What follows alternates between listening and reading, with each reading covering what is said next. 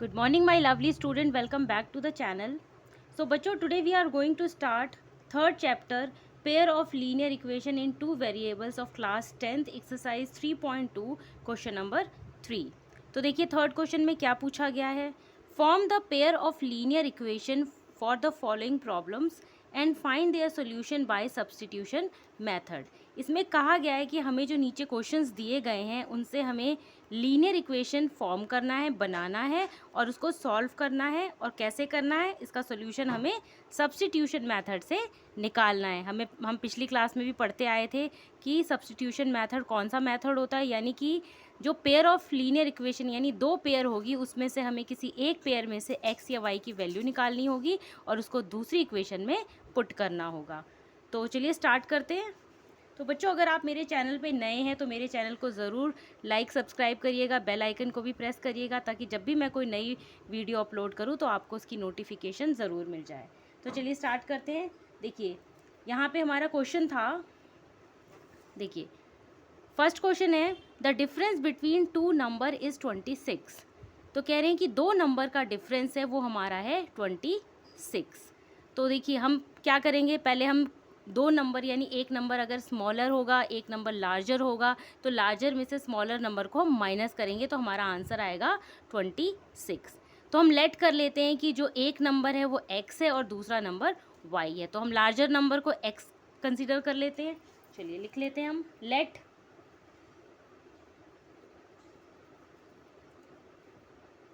larger number is x और second जो होगा वो स्मॉलर नंबर होगा. Then smaller number is y. ठीक है बच्चों. तो देखिए इसमें क्या बोला था कि जो दोनों का डिफरेंस है वो हमारा क्या आएगा 26. तो हम क्या करते हैं x माइनस वाई करते हैं. देखिए अगर हम x माइनस वाई करेंगे तो इसका डिफरेंस क्या आ रहा है हमारे पास 26. तो ये तो हो गई हमारी इक्वेशन 1. ठीक है बच्चों. तो देखिए अब ये हमने एक लाइन से एक इक्वेशन फॉर्म की है. अब देखिए दूसरे में क्या पूछा गया है. देखिए इसमें कहा गया है and one number is 3 times the other. जो एक नंबर है वो दूसरे का 3 टाइम्स बड़ा है. तो देखिए कैसे, देखिए जो x है हमारा ये हमारा नंबर बड़ा है तो ये क्या है y का 3 टाइम्स बड़ा है.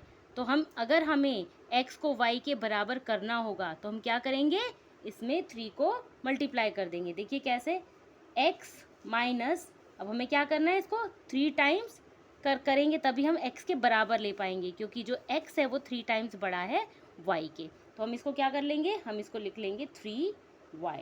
तो देखिए ये इसके क्या हो गया, x के बराबर हो गया है. तो ये हो गई हमारी इक्वेशन 2. ठीक है बच्चों. तो देखिए यहाँ पे हमें x की वैल्यू पहले से ही दी गई है क्योंकि हमने पिछले जैसे सब्स्टिट्यूशन मेथड में करते थे तो उसमें ये होता था कि एक इक्वेशन से हम x y की वैल्यू निकालेंगे और दूसरी इक्वेशन में पुट करेंगे. तो हमें पहले से ही x की वैल्यू इसमें मिल गई है तो हम उसको क्या करेंगे, हम उसको दूसरी इक्वेशन में पुट करेंगे. ठीक है. तो चलिए लिखते हैं put x equal to 3y in equation 1. Okay बच्चों. तो देखिए इक्वेशन 1 क्या है हमारी, लिख लेते हैं x minus y equal to 26. देखिए x हमें क्या पुट करना है 3y. तो 3y minus Y as it is आ जाएगा इक्वल टू 26. देखिए अब 3y माइनस वाई होता है हमारा 2y equal to 26. Then y equal to 26. देखिए यहाँ पे 2 क्या है हमारा मल्टीप्लाई में, नीचे आके हमारा डिवाइड में हो जाएगा. तो 2 ये 2 से कट करेंगे, 2 1 ज़ा 2, ये भी देखिए 2 1 ज़ा 2 और ये 2 3 ज़ा 6, ये भी कट हो जाएगा. तो ये आ जाएगा हमारा 13. तो देखिए y की वैल्यू हमें मिल गई है 13. ओके बच्चों. देखिए इसमें मेन हमें जो इस क्वेश्चन में दिया गया हमें सिर्फ मेन हमें इक्वेशन फॉर्म करनी है, बाकी एज इट इज़ जो हम पिछली क्लासेस में करते आ रहे थे वैसे ही करना है. तो ये देखिए y की वैल्यू हमारी निकल गई है. अब क्या करना है हमें y की वैल्यू को x में, x जो हमें सेकेंड इक्वेशन है उसमें पुट करके x की वैल्यू निकालनी है. तो चलिए करते हैं, हम इसको लिख लेते हैं now put y equal to 13 in equation 1, in equation 2, sorry 2. तो देखिए 2 क्या है हमारे पास, x equal to 3y। Okay, तो देखिए x इक्वल टू 3, y की जगह हमें 13 पुट करना है तो हमने 13 पुट कर लिया। x इक्वल टू 3 को अगर 13 से मल्टीप्लाई करते हैं तो हमारा आंसर आता है 39। ओके बच्चों, तो देखिए x की वैल्यू हमारी आ गई 39, और हमें पता है देखिए x हमारी बड़ी वैल्यू है, देखिए यहाँ 39 आई है, और y हमारी छोटी वैल्यू है तो वो 13 आई है। तो हम यहाँ पे लिख लेते हैं therefore larger number x equal to 39 and smaller number y equal to 13। तो यही हमारा सोल्यूशन है। तो चलिए नेक्स्ट पार्ट पे चलते हैं। तो बच्चों देखिए सेकंड पार्ट हमारा क्या है, देखिए the larger of to supplementary angles exceed the smaller by 18 degree, find them. तो देखिए पहले तो मैं बताती हूँ सप्लीमेंट्री एंगल्स कौन से होते हैं।